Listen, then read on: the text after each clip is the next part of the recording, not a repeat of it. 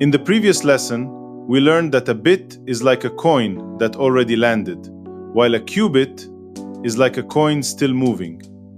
Now we will go deeper. We will talk about two very important ideas in quantum programming: states and gates.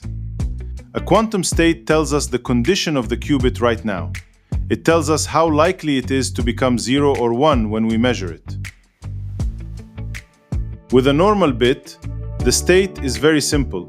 It is either 0 or 1, like a coin already showing one side. But with a qubit, the state is richer. It can describe a coin that is still rotating, still falling, and not yet fixed. So when we say the state of a qubit, we are not only asking, is it 0 or 1? We are asking, how is it moving before measurement? A qubit state can have different probabilities. Maybe it has a 50% chance of becoming 0 and a 50% chance of becoming 1. Or maybe it has an 80% chance of becoming 0 and only a 20% chance of becoming 1. But probability is not the whole story. A qubit also has phase, which is like the direction or timing of the rotation. This is why two qubits can look the same when we measure them, but still behave differently when we apply another quantum gate. To describe this, quantum programming uses symbols. The state 0 is written like this, ket 0. The state 1 is written like this, ket 1. These two states are the basic states. They are like the two clear faces of the coin, 0 and 1. But a qubit can also be in a superposition, which means it is described as a combination of 0 and 1. A simple way to write this is some amount of 0 plus some amount of 1. These amounts are called amplitudes. They are not exactly probabilities, but they help create the probabilities. The important idea is this: the state tells us what can happen when we measure, and how the qubit will react when we apply gates. Now let's talk about gates. A quantum gate is an operation that changes the state of a qubit. In classical programming, a logic gate changes bits. For example, a NOT gate changes 0 into 1 and 1 into 0. Quantum gates also change information, but they work on qubit states, including superposition and phase.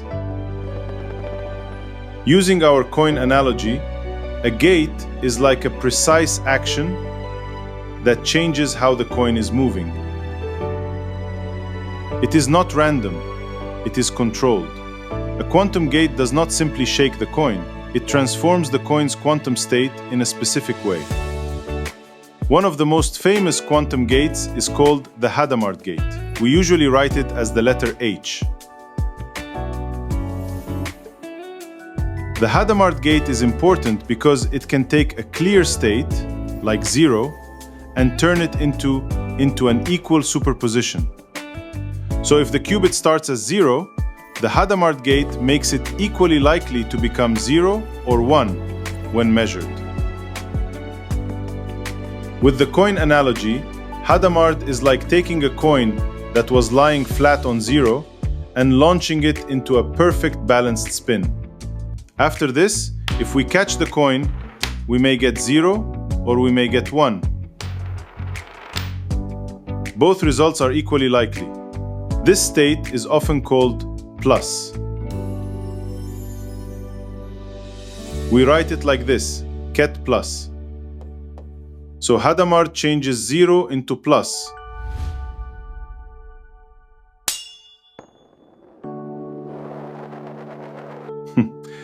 But here is the interesting part. Hadamard can also take the state 1 and turn it into an equal superposition. If we start with 1, after Hadamard we still get 50% chance of measuring 0 and 50% chance of measuring 1. But this new superposition is not exactly the same as the previous one. It has a different phase. This second state is often called minus. We write it like this. So Hadamard changes 1 into minus. This is very important. Plus and minus have the same measurement probabilities, but they are not the same quantum state. If we measure them immediately, both can give 0 or 1 with equal probability. So measurement alone may not show the difference. But if we apply another gate before measuring, can become visible.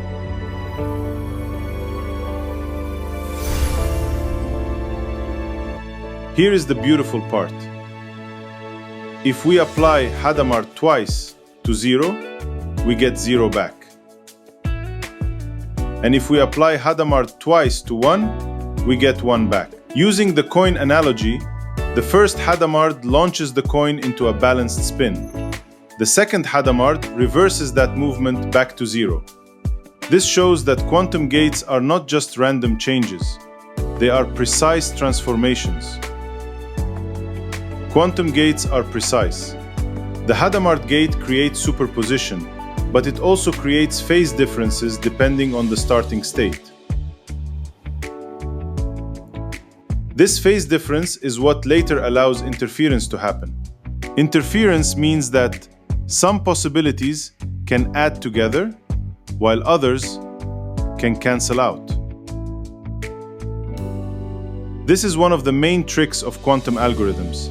Use gates to create possibilities, then use interference to make the useful answers stronger. So a state is the current condition of the qubit. A gate is an operation that changes that condition. And the Hadamard gate is our first powerful example. It turns clear states into balanced superpositions. Thank you all for joining this session. In our next lesson, we will cover C0 and entanglement.